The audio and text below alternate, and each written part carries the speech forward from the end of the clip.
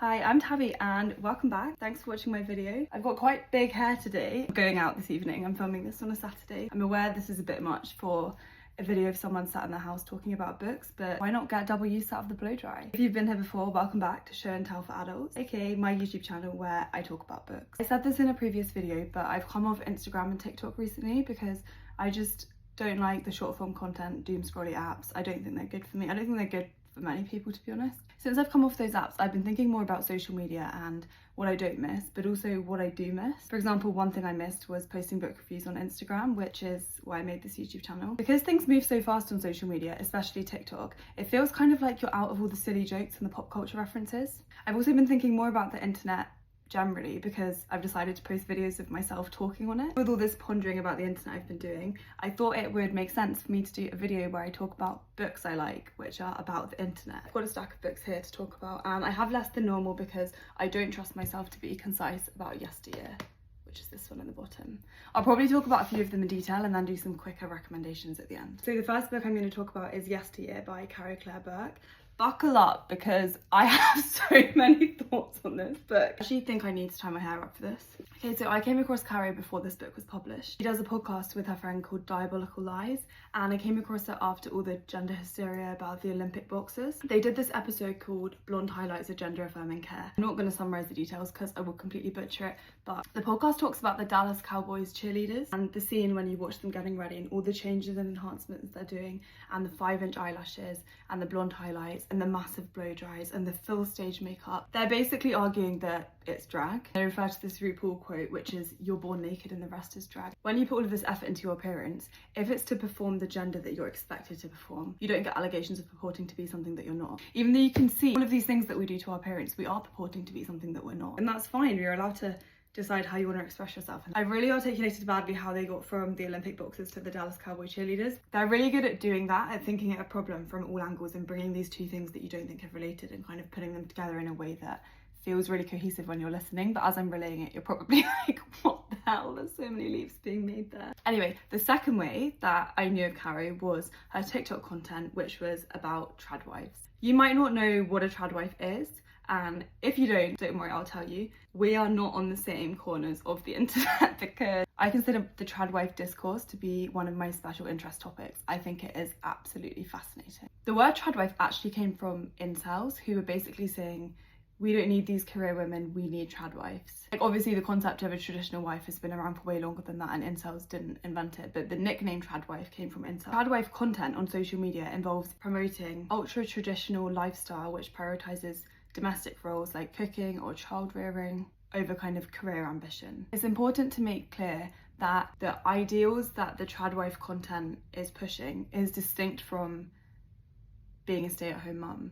It's something that goes a bit further than that. We're talking homemade bread and a cotton apron with a little dusting of flour on your cheeks, and your 6 children running around in the fields, making all of your food from scratch and milking your own cows. It almost feels like you're going back in time to this world of natural fibre clothes, organic ingredient foods, wooden farmhouse kitchens, and this beautiful wife with the manly husband, and he provides and she nurtures. Basically the Republican Party's dream. And 2 of the most famous tradwife content creators were Ballerina Farm, the woman called Hannah Nielsen. She's absolutely got this tradwife aesthetic down. Then another really famous tradwife influencer is Nara Smith. I do think hers feel a little bit more satire, but she is part of the Mormon church. I don't think she's doing it as a kind of completely satirical thing. I think she just kind of ran with the haters because she realised it drove engagement. That's just speculation, I don't know what's going on in her head, but what I do know is the kind of videos she posted. My kids were craving cheese toasties, and then she'll make the bread from scratch, she'll make the butter from scratch, and she'll make the cheese from scratch. The comments were obviously going crazy. Your poor kids had to wait 9 hours to get that cheese toasty. All of these parody videos were being made. My kids really wanted a ride to school, so first of all I built the wheels on the car, and then I built the steering wheel, and then I built the seats. Really bad example. They would basically take the piss out of the fact that she was presenting these everyday cravings and then taking hours to solve them by this completely unrealistic, lengthy, time-consuming, resource-intensive process. Anyway, Caro, the author of Yesteryear, her TikToks on this content were basically saying, well, they were saying a lot of things. Part of what she was saying was, why am I so drawn to this? I'm a liberal, ambitious woman who is so happy that women can work and own their own property and progress their careers and all of this. Why am I so captivated and drawn to this content promoting this lifestyle of being very submissive to her husband and just prioritising child rearing and feeding her family.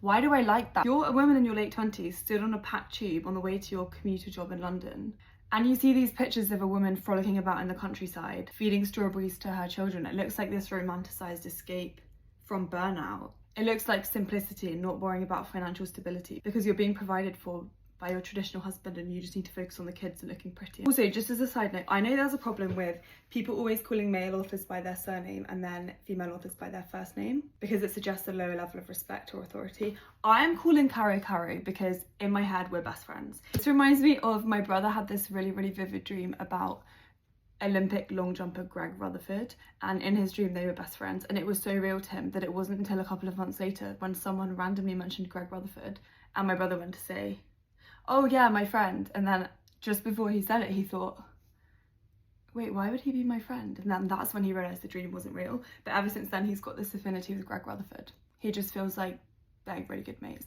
and I feel like Caro and I are best friends. I need you to know that I've been on the tradwife discourse before it blew up. I'm not telling you that to boast I'm ahead of the curve, but so that you know where I'm coming from when I talk about this book. Because I have a long-standing fascination with young Christian tradwife influences, and that sounds crazy, but I'm going to explain why. Before we get into this, I need you to understand the two pillars that are going on here.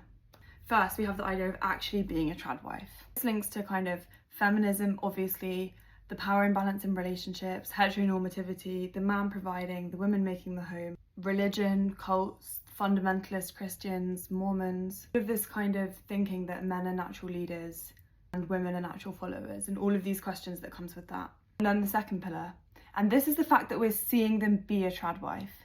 Actual tradwife we wouldn't see. It's a contradiction of the tradwife values of being helpful behind the scenes in a home, being modest, being humble, to be posting about it. Actual tradwives are screenless. They wouldn't know what a hashtag is. So this second angle is about the performance of being a tradwife. How they're posting about it, what they choose to be seen wearing, this no makeup, how they portray their relationships, the money that comes with the brand deals. I didn't actually love The Secret Lives of Mormon Wives. You might think I would, given my interest in this topic, but it did explore this interesting dynamic of these women pushing on the internet this traditional value of the man being the provider, whilst they're running this social media empire and raking in so much money that their husband can never earn. These tradwife influencers are being the breadwinners by pretending not to be the breadwinner. It's this dichotomy between the traditional lifestyle that they're putting forward and the commercial acumen and business savviness that comes with running this content empire. So when I saw this book, I saw it was published by Caro. I saw the concept. You can imagine the scream I scrumped. It actually wouldn't surprise me if I was the first pre-order. Now you've done your pre-reading, we're allowed to talk about the book. Yesteryear is about Natalie Helen Mills, who is a tradwife influencer who makes content of her baking bread, collecting eggs from her chickens with her 6 children in her charming rustic farmhouse. So what if there are nannies and producers and industrial grade ovens behind the scenes? What her followers don't know won't hurt them. One morning, Natalie wakes up in a strange, horrible version of reality. Her home, her husband, her children, they're all familiar, but something's off. Is this a hoax, a reality show, a test from God? Basically, Natalie wakes up in the past and has to actually be the tradwife that she's been pretending to be on social media for years. This premise takes those two pillars, actually being a tradwife and the performance of being a tradwife, and it does a split timeline between one woman doing those two things. Caro said in an interview, "There's something about the tradwife discourse that seems to intersect with every imaginable conversation about modern womanhood. Due to time constraints, and because I know that no one cares about this as much as me and my best friend Caro, I'm just going to focus in on 3 points. One of the questions this book explores is who watches tradwife content and why. Through the camera's discerning eye, the cooking space was perfectly cluttered. A half-filled mason jar of water here, a flower spill there, a few forgotten flower stems strewn across the worn-looking cutting board. It looked like a space where a mother worked, like a kitchen in the real world, only obviously better than anything the real world had to offer. People think they want minimalism. They think they want a house absent of stuff, when in fact a perfectly uncluttered home makes them want to kill themselves. A space must always look lived in for someone to want to live in it. This is a completely obvious notion when you take a moment to really think about it. But that was a really interesting observation about this kind of cultivated clutter. This section is talking about when Natalie realises what the people want from her, and her understanding of what her followers want from her isn't what her followers think they want from her. The goal of an influencer is not to be lovable, and it is not to be unbearable. The goal is to be both at once. In other words, addicting. She refers to her followers as the angry women. The angry women were overworked and underpaid. This I'd learned after many nights of sleepless demographic research in which I would click through hundreds of accounts that followed me, noting where they lived, what they posted about and who they claimed to be. What I had learned, nearly all these women had crappy jobs and snotty kids and loser husbands. Alternatively, they were single and whiny and depressed. These women wanted their content to be every bit as mindless and pleasurable as their lives were not. These women wanted, no, they needed perfection from me. After all, the tighter the stitching, the more soothing it is to pick apart at the seams. At the same time, the angry women claimed to want honesty, or at least a working illusion of it, which meant, in practice, a perfect woman making a perfect meal and occasionally spilling a little bit of flour along the way. Oopsie. A doting mother approaching a baker's dozen of children, smiling with blissful exhaustion as her daughter dragged a finger through a bowl of frosting. So darling. A patient wife rolling her eyes with bottomless adoration for the man who tracked dirt onto the freshly washed floors, who beat her or chastised her or spoke over her until she trailed off into silence. The third lesson, the less a woman speaks, the better. That one I'll admit I already knew. There's a really interesting article that was in Harper's Bazaar in January 2021 called "Mum Fluer Content Enrages Me, Why Can't I Look Away?" Caro also said in an interview that she knew the book would have a really cynical tone, and it started off cynical because she was judging Natalie, but it transformed into also judging herself as a viewer of this kind of content. I think I was writing from a place of cynicism at the beginning. Natalie's voice is quite cynical. Ironically, I think because I was writing from her perspective, I found myself becoming increasingly cynical of people like myself, if that makes sense, and that bled over into how I perceived influencer accounts online. I absolutely saw tradwife accounts on my feed and was equal parts intoxicated with and disgusted by it, but I also started to experience those feelings with influencer accounts that were much more liberal, and also with the general idea of performance online. I think at this point I feel more critical of my own behaviour online than I do of a random tradwife influencer account, because it almost feels like I'm in a maze holding the map that will lead me out, and for whatever reason I just don't leave. I know on a fundamental level that social media is a mass form of performative rot, and yet I stick around anyways. It's quite a mindfuck. Okay, the second point I wanted to talk about is this reversal of the traditional roles. So the woman leading an empire and being really commercially savvy and demonstrating all this business acumen and management skills whilst cosplaying being submissive to her husband so that her followers think she's a tradwife. This is when Natalie's account is really starting to grow. I consulted the recipe for the 12th time, then closed my eyes, running through a quick series of math equations. The cup of flour times the iPhone recording me divided by the moment my children were set to wake up. My brain whined happily beneath the pressure. What a relief to feel the galloping strain of my own intelligence. You can tell she was very unfulfilled by her original, actual traditional housewife role, but this new role of pretending to be the traditional wife, when actually she's managing a producer, she's managing all these different timetables, she's calculating all of these different variables. She's thriving. You're an ambitious, intelligent woman who wants to do more with her brain, and that's why you love it. This is the only way that Natalie can actually use that ambition. She's kind of found a loophole in the religious and cultural context of her upbringing, which would never have allowed her to be in a leadership, high-earning position. And now she's in one and she's absolutely loving it. Another part of the book that talks about this kind of relationship between Natalie needing to pretend to be a housewife and actually not feeling like one is when she has a conversation with her father-in-law. Natalie's kind of pulling the strings with respect to what happens with her husband's career and what goes on there, but she has to pretend that she's not because she has to pretend to be submissive. She basically said something to her father-in-law that he took in a wrong way because he was kind of like, "Hey, back in your box, you're a woman, remember?" "Right," I said immediately. "Of course." "Well, you obviously are the expert. I'm just a housewife." It was the first time I'd said that word aloud in reference to myself, and now I felt a not unpleasant reorganising sensation in my body. Almost like I was face down on a chiropractor's table, feeling my spine crack gradually into a strange and new, if technically correct, alignment. A pain that promised to give way to relief. "Well," Doug said. The housewife comment had clearly mollified him. "I bet it did. I bet it mollified you, Doug." And then the final point that I wanted to touch on in this book is the idea of family vloggers and people sharing their kids online, and the fact that kids obviously can't consent to that. In one of her podcast episodes that I obviously listen to because I'm her biggest fan, Caro made the point that you wouldn't post a photo of someone over the age of 18 barely clothed on the internet without their consent, but people do it all the time with kids. I thought so hard about whether I wanted to put these videos of me talking about books online, whether future me in 5 years would watch this and regret the things that I'd said, or whether I'd stand by what I said, whether it would embarrass my friends or my family or anything like that. Basically, I put a lot of consideration into what I do and don't want to talk about, and why I want to do this and what I want from it.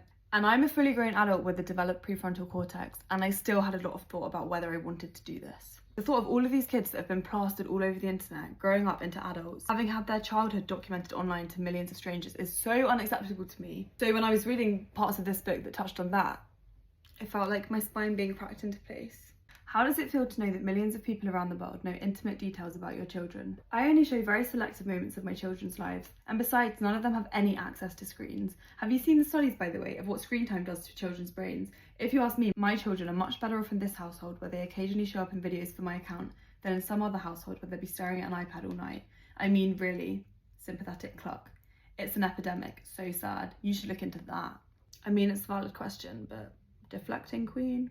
There's this really interesting moment where Natalie's oldest daughter, Clementine, says that she doesn't want to be filmed for the first time. I picked up the phone and pressed record right as Clementine was getting into the passenger seat. "Girls," I said, smiling into the lit up screen, "what did you get at our very special trip to Target today?" Jessa and Junebug squealed in response. "A stuffy, sparkly lotion." "What about you, Clementine?" "Stop filming me." I froze, my face flooded with heat. She'd never done that before, not once. I pressed the button to stop recording and set the phone face down in my lap. My hands were shaking. I threw the car into drive and we rolled towards the parking lot exit. "I didn't know you were unhappy being filmed, Clementine," I said as we rolled onto the quiet mountain highway towards home. "I've always told you to tell me if you felt that way, haven't I?" I hadn't. Clementine rested her forehead against the window. "I'm telling you now." Okay, that's all I'm going to say about Yesteryear. I feel like that was the tip of the iceberg. Obviously, I think you should read it. The next book is No One Is Talking About This by Patricia Lockwood. Joe actually got this signed by Patricia Lockwood. I read this book in 2021 and I don't remember all the details, so we're not doing a Yesteryear level deep dive. But I remember feeling like this is a book of two parts. And some people criticise that the two parts didn't feel cohesive, but I think the contrast between the two parts is the point. Part one is a deep dive into the narrator's relationship with internet culture. It's so niche that it felt like reading very specific inside jokes that only I would get. And I wondered how there could be a wide audience for this book. But obviously they're not inside jokes, they're public jokes that were on the internet. They just feel intimate or specific, partly because 99% of the time that I came across those internet jokes, I was by myself in bed. And also mainly because, as the title says, no one is talking about this. There are ideas or references that I'm sure most of my friends have come across online that we've never spoken about with our actual mouths, and it's weird to see them acknowledged. I didn't love reading it at certain times because it's quite fragmented, and also often I'm reading to avoid being online, so when I'm reading and it feels like I'm online again, it was like, this is really well done, but I'm not here for this. Also, the specificity of the internet references made it feel really relatable. It feels kind of like this snapshot preservation of the internet obsessed generation. I'm not sure how well it will age, or maybe it will be like a historic relic of times gone by. If someone reads this in 50 years, they'll probably think, what the hell was going on? And you know what? Fair. Our mothers could not stop using horny emojis. They used the winking one with its tongue out on our birthdays. They sent us long rows of the spurting 3 droplets when it rained. We told them 1,000 times, but they never listened. As long as they lived and loved us, as long as they had split themselves open to have us, they would send us the peach in peach season. "Never send me the eggplant again, Mum," she texted. "I don't care what you're cooking for dinner." I mean, that was actually quite a bad example because I don't remember my mum being a prolific sender of horny emojis. And I also don't think I would get so upset about it. If you're watching this, Delina, send me an aubergine. What a weird thing to say. As the albino Joey was lowered into her arms at the wildlife rescue in Melbourne, she experienced a pang of distrust.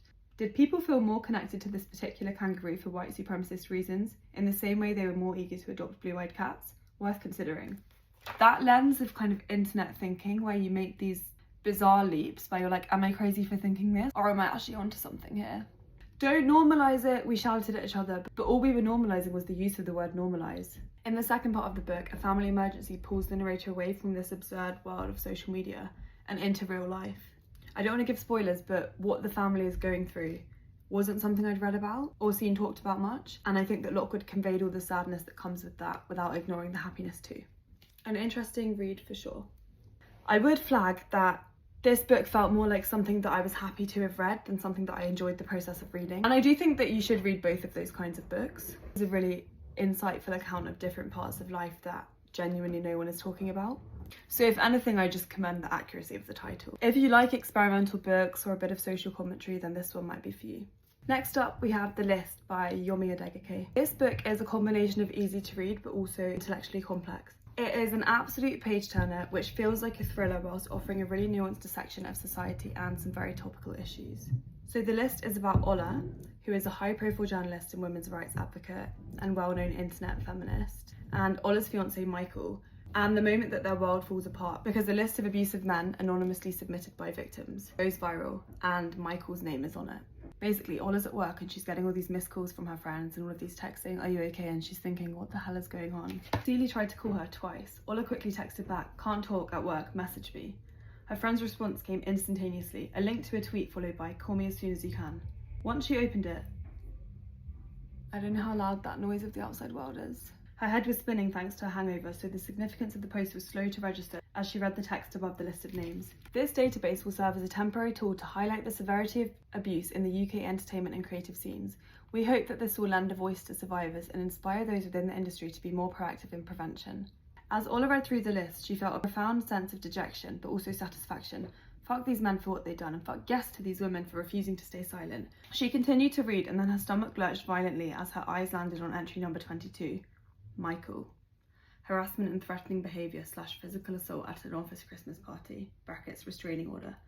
Nothing could have prepared her. The number of likes and retweets on the post crept up every time she tapped refresh, but it was the multiplying comments that she couldn't take her eyes off. Shock and scepticism, anger and praise. All the messages screamed at her silently. Who raised these people? Solidarity with those who were brave enough to speak the truth. The way that she's processing this, both in general as a feminist, but also as someone who's publicly known online as being a feminist, is so interesting. She thought to herself, Michael couldn't possibly be, but quickly pulled herself up. That's how it starts. He couldn't possibly was exactly what was said about men who most certainly could and did. When her #MCs2 investigative piece went live, exposing abuse allegations against men in the music industry, hundreds of fans suggested that their fave was incapable of the crime she reported. Finding her voice among a chorus of deniers only a few years later was something she couldn't bear. I can't fathom the kind of emotional intelligence required to write a book which handles such a complicated thought experiment and all of its ramifications in such an engaging, thought-provoking and multifaceted way. This is kind of a modern day internet horror story. You wake up, there's a list of abusers and your partner is on there. Your partner who you love and trust and think is amazing, but you also pride yourself in being someone who believes women and stands by victims. What do you do in that moment? Also, aside from the ethical question of should you ignore it, that does plant a seed that is very difficult to ignore. Also, I don't know if I mentioned, but Ola and Michael are engaged and each chapter is a countdown to the wedding. So we're approaching their wedding while she's feeling like, what the hell am I going to do about this? The book has alternating perspectives between Ola, who's navigating whether to believe Michael and how to align her behaviour with her feminist values, and then Michael, who's navigating the reason he was put on the list and his relationships with the men in his life. I think it's a really important read and the countdown to the wedding makes it a real page turner. Next book is Caledonian Road by Andrew O'Hagan. O'Hagan also wrote Mayflies, which was a bit of a miss to me. So it was really generous of me to give him another chance for so much of my time, but I'm glad that I did because I thought this was really interesting. It obviously explores so many things, but the reason I've put it in the internet video is because I thought its exploration of how quickly reputation can be destroyed in this era of social media and algorithms is fascinating. It's a really interesting look into cancel culture. Okay, I'm gonna read you this quote. You know when you see something you've kind of gently been feeling without realising put into words and you're like, yes. Obsessing over personal failings of speech, he said, is a cynical distraction from looking at the system of injustice that really controls our lives. If you're someone who cares about other people and systemic equality, I feel like it's so easy for us all to kind of splinter into these little fractures for saying, you said this, so we're not going to trust your opinion ever again, or once you said this wrong thing, which shows an ignorance about this. Like, if I wanted a small group of individuals to hoard all of the wealth, that is exactly what I would want everyone to be doing. I would want all this infighting over what people are saying and whether they're saying the right thing. I wouldn't want them looking at the system of injustice that really controls our lives. Obviously, that doesn't mean you shouldn't be thoughtful about how the language you use can hurt people. It would be so ironic of me to get cancelled in a video of me talking about cancel culture. This isn't at all related to the internet, but I thought this was really interesting. Every colour is changed by the colour next to it. A truth in painting as well as society. I think that's lovely. This is about the internet, but slightly older form of the internet, and it's Americanah by Chimamanda Ngozi Adichie. In Americanah, a young Nigerian woman named Efemelu migrates to the United States. She grew up in Nigeria, she's a black woman, but she didn't feel black until she moved to the US. And this process is difficult and fascinating for her, and she starts an anonymous blog online about some of the things she's learned as a non-American black person living in America. And the blog is instantly popular. I think Adichie captures the tone of internet chatter with precision. It's kind of breezy but also sporadically furious. It's interesting as well to read about what's going on in Efemelu's life and see her through this more omniscient third person narrative and then see how she wants to present herself to the world through her blog. This is really interesting because the way that it talks about the internet isn't just a complete takedown of the internet and internet culture. It shows a lot of praise to the internet. She finds community, she's educating people, there's communication across geographies, but there is also this underlying anxiety which pervades her time online. The blog had unveiled itself and shed its milk teeth. By turns it surprised her, pleased her, left her behind. Its readers increased by the thousands from all over the world, so quickly that she resisted checking the stats. Emails came from readers who wanted to support the blog. Support. That word made the blog even more apart from her. A separate thing that could thrive or not, sometimes without her and sometimes with her. So she put up a link to her PayPal account. Credits appeared, many small and one so large that when she saw it she let out an unfamiliar sound, a blend of a gasp and a scream. It began to appear every month anonymously, as regular as a paycheck, and each time it did she felt abashed, as though she had picked up something valuable on the street and kept it for herself. The time she's posting her blog posts is a time in the world where people would post things on the internet and it could really snowball without the person even really realising the consequences of what they were putting out there. This section talks about the increasing responsibility she feels as the reach of her blog expands. Remember, people are not reading you as entertainment, they're reading you as cultural commentary. That's a real responsibility. There are kids writing college essays about your blog, he said. I'm not saying you have to be academic or boring. Keep your style but add more depth. It has enough depth, she said, irritated, but with the niggling thought that he was being right. There's a guy shouting in the street. I don't know if you can hear him, but I can, and it's annoying. This part discusses the anxiety she feels as a result of being public online. There were times lying awake at night where her growing discomforts crawled from the crevices, and the blog's many readers became, in her mind, a judgmental, angry mob, waiting for her, biding their time until they could attack her, unmask her. I was going to tell you a bit more about what this book's about, and then I remembered this quote in this book, which I absolutely love. Why did people ask, what is it about? As if a novel had to be about only one thing. So as you might imagine, this book is about many things, but underlying it all is a love story. Okay, last book I wanted to mention, and I will be brief because I already spoke about this book in my video last week about books that have interesting structures. I just wanted to mention the internet references in this book. It heavily features 2010's internet Tumblr culture as a theme. It explores how social media and online fandoms intersect with real-world violence and obsession. These teenage girls are using online platforms to form intense communities which often centre on dark topics, such as writing fan fiction about serial killers or idolising perpetrators. And I love Eliza Clark. I don't mind if she pops up in every video. So those are the books about the internet that I wanted to talk about today. I hope you found this interesting and thank you so much for listening, especially if you sat through all of my trad wife rant.